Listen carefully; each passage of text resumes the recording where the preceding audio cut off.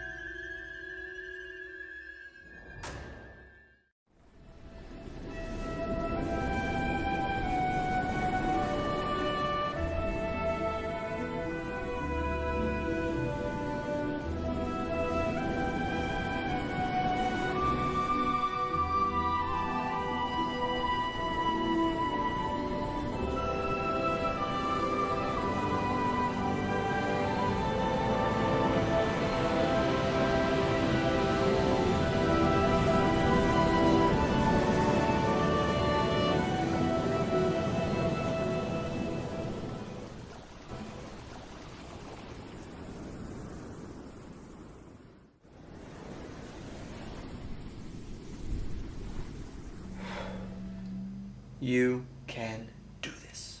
Episode 2 of Atlantean Chronicles. Hoo boy! Episode 1 went about how I thought it would, and if you haven't seen that, well, what are you doing here in episode 2?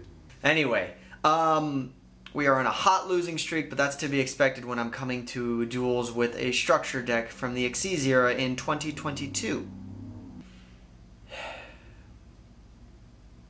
All in the name of content. But anyway, for this episode, we have actually got a more fleshed out opening compared to last episode where it's obviously, you know, the opening of the structure deck that we all start off the journey, the well-wishing, you cast off, you name the ship. Anyway, this time around, we are on a mission to get some cards into the extra deck. So before we go ahead and do that, I need you, yes you, right there, I'm looking at you, I'm talking to you right now. I need you to like and potentially comment, and if you haven't already, please subscribe. It does help the channel out a little bit. But anyway, let's go ahead and jump right into this episode's opening. It's time to improve the deck. We've got unguaranteed stuff, Abyss Rising Special Edition, as well as 3 First Ed Abyss Rising packs. Took a lot to get these, but we also got a Freezing Chain structure deck. Let's go ahead and start off with the guaranteed stuff. We are obviously looking to get all the good synchro stuff in this structure deck. I'm not interested in the playmat. So, the Ice Barrier support we don't really care about, although the art looks good. This guy right here, Trishula's Zero Dragon of the Ice Barrier, or Sub-Zero, I wish that was the name. Very good card, so we're definitely keeping him. Doloran, it's nice to have. Probably not going to use him, but for now, it's all we really got. Brionac, Gungnir, Trishula. We now have 5 monsters we can add to our extra deck. That's a lot more than we had to start because we had 0. General Wayne, Hexa-Spirit, Blizzard, Cryomancer. Basically all these ice barriers we're not really interested in. That being said, oh my god, I forgot how many there are in here. That being said, good water good stuff. There is a lot of water good stuff. Gen X controller for our Gen X Undying. That's a great starter right there. So we'll just, you know, schmap them down here in the center. Aqua Spirit, great extender. Dupe Frog and Ronin Totem. These might come up later if we decide to add a Frog engine, so for now, you never know. Fishborg Launcher, important one-up for the deck. This is a really important tuner for us. Moon Glacia as a common. This is great. This is amazing to have. Silent Angler, just another great extender. Freezing Change the Ice Barrier, a lot of these Ice Barrier traps. Another Salvage, another Surface. We already have 3, so these are just kind of common bulk that we can just add to the collection. Where Arf, though, might be interesting. It does give us some access to stuff like our Fishborg Launcher later on, maybe the Atlantean Prince. It's something to consider, but right now I don't think we will need it. A Pointer of the Red Lotus, side deck card. Fiendish Chain, for now, side deck card's better than we have. And then you have generic stuff like our Heavy Storm Duster, Crackdown, 2 more great staple cards, and Terror of Trishula we don't really need, and obviously, yeah, we can't play these in our deck. But all in all, I think with what we have, obviously a lot of the ultra rares in the set we don't need, but we have extra deck cards, we have main deck cards, and side deck options as well. But this already puts us off at something that we can actually use our actual tuners in the deck now that we have synchro monsters. But Abyss Rising. Let's go ahead and we'll get first. Let's open up the special edition. We can get all of our packs out. We also get a promo tuner, or not a promo tuner. We can either have a promo card of a Gaga Girl or a Dark Smog, none of which we are going to use. But you know, it's always nice to add hollow stuff to the collection if we can get. Oh my god! If it lets us open it, there we go. Okay, so I forget. I miss special editions sometimes. I do. I don't like the new things that they've been replaced with. Not good. Alright, our promo card is Dark Smog. What does this even do? Once per turn, you can target one monster in your opponent's graveyard, discard a fiend type monster, and if you do, banish that target. We're not playing fiends, so this is just a pretty shiny super rare limited edition. Okay. Anyway. So we got special editions, which are unlimited. And we got first ed. Let's go ahead and just go through the unlims, and we will finish off strong with our first eds. And ooh, these are I keep on forgetting these are the older packs, so you can actually kind of crack them open if you open them right. And it's been so long since I've opened older packs. No, open for me, please. I implore you. Oh my god. Oh, you know what? Open it from the bottom. There we go. Gravity Blaster. I have no idea what this does, but Grand Ram, XYZ Extreme, Missing Force, Justice of Prophecies are rare, and Fishboard Planter. We'll read this. Abyss Warrior. Wait a minute, this is like our Abyss Soldier. Once per turn, you can discard a water to the graveyard, then target a monster in either player's graveyard, return that card to the top or bottom of the deck. That's a little too slow for our liking, but that's cool. Heraldic Beast of Economy. Ooh, Abyss Scale of Kraken. This is good for our Mermail engine. So this is just a monster negate. Passive. It's a passive monster negate as long as it's equipped to a Mermail. So we do need to get our Mermails from this set. That is actually a very important pull. So basically, if you guys aren't familiar why we're opening Abyss Rising, this is where we are going to be getting all of our Mermail cards that we need. It's like Gaios. There's other ways we can get Megalo, but we need like Pike and all these other cool fun cards, basically that go really well with our Atlantean monsters. So, oh yes, I opened it just how I wanted to. But yeah, a lot of cards that we can only get in Abyss Rising. So, hopefully, we're going to get some good water, good stuff.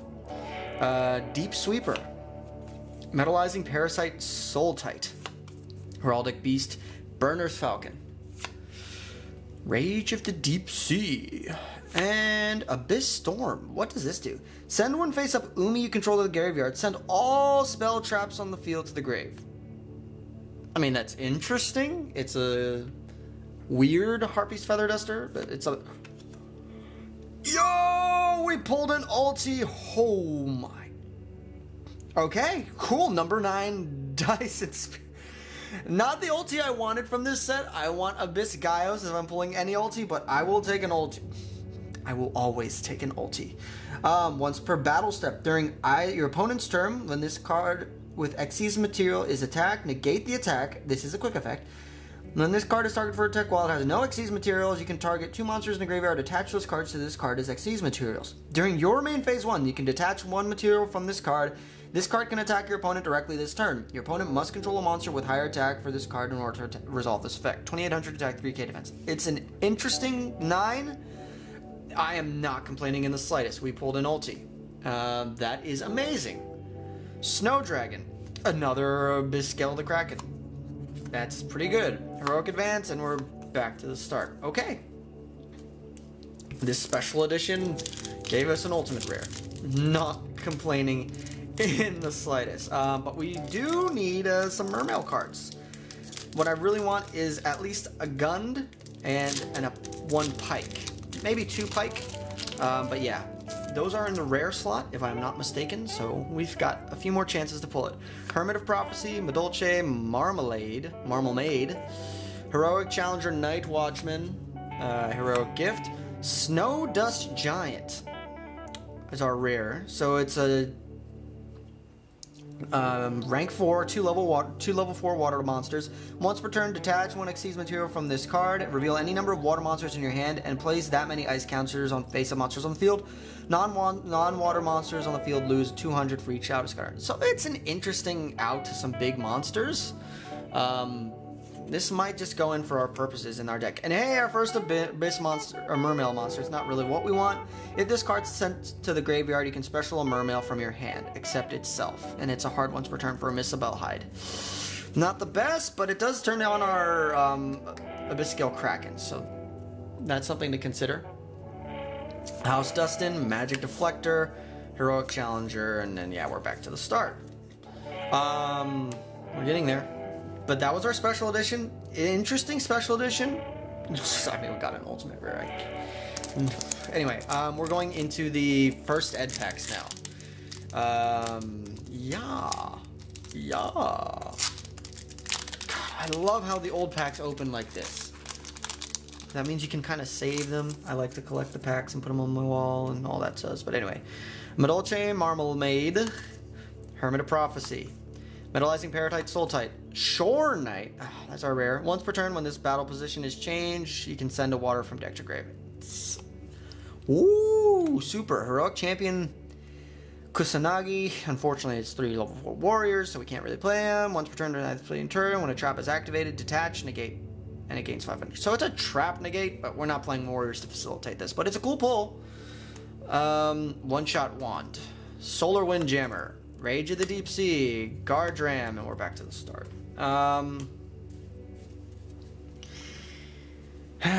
We've got 2 more packs. All in all, if anything, we can at least say that our extra deck has gotten juiced, and we got a cool card to add to the binder. Tripod Fish. What does this even do? When this card is special summoned from the graveyard, you can target one face-up fish, sea serpent, or aqua monster on the field. Increase its level by 1. There's some interesting synergy we can do with Surface, but realistically, we'll see what we can do. At this beggars can't be choosers at this point, so this card sucks. Humble Sentry. Reveal your hand, choose 1 card, shuffle it into the deck. That is hilariously bad. Madolche, Crustfont, whatever. Crufsant. Gotta say it right. Battle Break. Mermail Abyssmander. Okay, we got a Mermail. There we go. It's not the one we really wanted, but we can make use of it. So you can manage this card from your graveyard, activate one of these effects, increase levels all Mermail monsters you control by 1, increase all or by 2. It's a way to level modulate and facilitate synchro plays. We need more Mermails though, is the problem. So.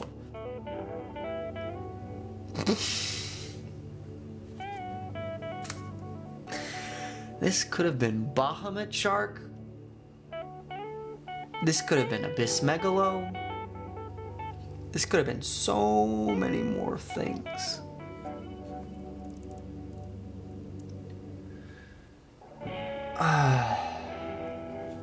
But it is a secret rare, and it is a gorgeous secret rare, so. Grand Spellbook Tower. Heroic Challenger, Heroic Gift, Gravity Buster, back to the start. Okay. Wow, an ulti and a secret. Last pack for today. Can we get one of our targets? Can we get one of our targets? Mogmol. Another Abyss Warrior, another Tripod Fish. I think the rare's next. Oh, it's next. Humble Sentry. Okay. Okay. It is a spell. It is Spellbook Star Hall.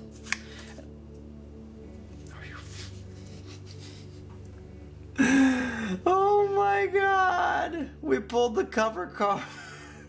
And it's an ultimate. It's an ulti. No, we pulled the cover card. Number C32 Shark Drake Vase. Oh my god. We pulled an ulti.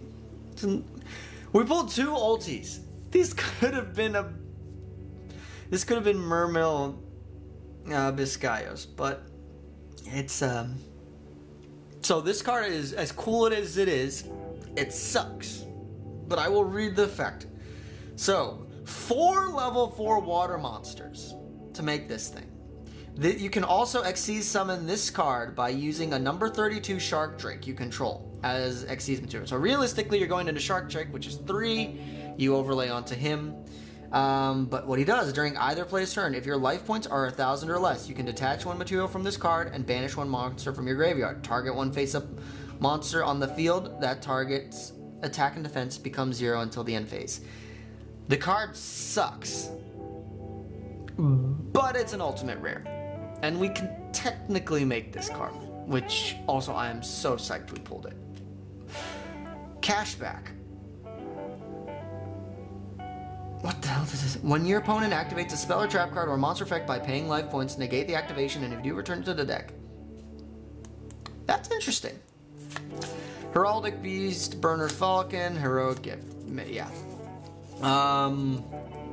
All in all, we started our Mermail core. Realistically, the Kraken was a nice pull.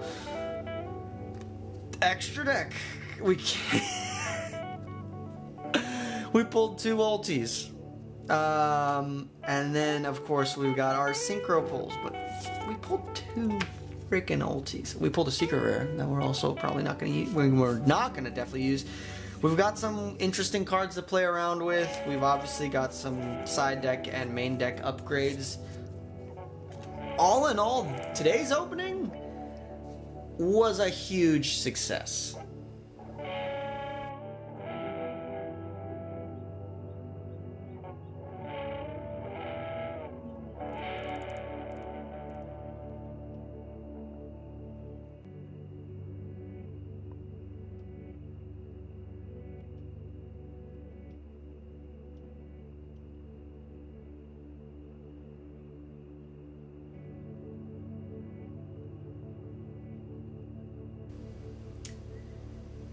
That was a lot of ultimate rares. This is the 2nd episode. I honestly don't know. We do have an extra deck now, and we actually have, you know, some decent cards in the extra deck. Granted, this still can't quite, I guess, in modern sense, put up a board, but it can do something. And we are going to see what that something is. Alright, so match number 1, we're going up against fellow content creator TCG Wolf, who's coming at us with frogs! Yikes! Toad is a formidable house, however, we do have enough to kind of make something happen. Because of the Diva to get our marksman out, we can actually turbo out Dragoons, go into Trishula, rip some advantage, but unfortunately, Torrential does clean up the board state. Frogs are notorious for their good back row, and I can't really do back row efficiently yet. So Gen X controller hit hard. Oh no, I get hit again. I can make Brionic because of my extra normal summon off of heavy infantry. That being said, I still suspect that my lowly Brionic can get easily run over, because turns out I wasn't playing frogs. I was playing Marincess. I just happened to be seeing the frog engine side of things, so yeah, now it really is an uphill battle because I don't have many outs. And even though I'm able to turbo out my brand new Cinco Sub-Zero Dragon of the Ice Barrier, it gets dealt with. Now I can't really do much because also I can't even float into my Trishula since I already made it earlier this game. So I'm sitting on a vanilla 2,700 Bungus. But even though it can bring out from the graveyard, it doesn't really matter. And yeah, we lose game number 1. Game number 2. Gen X controller, my brick, just wanted to be in my hand. So, yeah, I just have a dead Garnet. I don't really have anything to capitalize off of the marksman or the heavy infantry in hand with the silent angler, so that it just easily gets run over by the Great Bubble Reef, which is a really good extra deck tool that I'd like to have at some point. But we do get to make our newly created and newly pulled Snow Dust Giant. Yeah, it doesn't do Jack BG rating on the channel. So we just set up our Heavy Storm Duster, clean up a little bit of the back row. Poke in, though, with some Atlanteans to get some damage in, but the problem is Marintis can easily link climb again. We lose the match. Well, match number 2 could hopefully go better. We're going against patron Yugioh, who's coming at us with Trap Tricks. And guess what? We're going second. So, Rafflesia, which can basically get Gravedigger's Trap Hole, also dealing with Time Thief Redoer. We're not sitting pretty, especially with a T-set pass. And also, just so happens, look, we drew our Garnet and Gen X controller, and our one power card that we have in our deck of Torrential Tribute doesn't do much against a deck where a lot of their monsters are unaffected by trap effects. So, our Torrential board wipe does absolutely nothing. So we are just hoping that our lowly Penguin Soldier, who can bounce 2 cards to hand when flipped, will put in a little bit of work, but that will do absolutely nothing when you get punched in the face for 10,000 attack points by a Utopia double attack. So we get to go first for game number 2. Unfortunately, all we got is a set Penguin Soldier, which somehow survives a turn. And even though I thought we were actually going to make some work by flipping him on our turn, yeah, it don't matter. Marksman is able to, however, deal with the Trap Tricks links, which does get us a Dragoons. Unfortunately, we are still sitting in a very difficult spot. Now, our Isovan does act as a pseudo floodgate, but it can be dealt with something like a Tornado Dragon, because remember, this is rank 4 deck.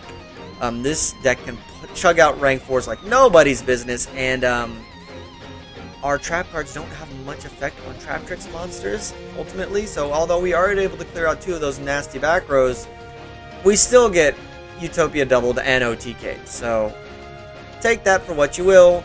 We lose another 2 matches, add those to the losing streak, but all in all, I am not surprised in the slightest. We still have a long way to go before this deck is at its true potential. Yeah, you can kind of see what happens when we go up against a more competent deck, i.e. in better water strategies that have a lot more water tools than we do, or you just go into a rank 4 good stuff trap, good stuff that can just kind of give it to us. But hey, this is episode 2. Am I expecting me to win? Not yet. We still have a lot of building to do before we can get to that point. But to be fair, this is also why I'm minimizing the amount of matches I'm actually playing early on, because otherwise that win-lose ratio at the end of the series is going to be skewed a lot to the L's just because of the beginning of the series. We're going to be losing a lot. I expect a lot of match losses at the early parts of this series just because we have a lot of catching up to do in terms of side deck pieces, main deck engines, extra deck tools. We have got a lot of ground to cover before we can actually start to take some matches. So until we get there, we just have to keep trucking along, learning what combo lines we can actually make, and hopefully all of you will stick around for the journey. So I will see you in the next episode.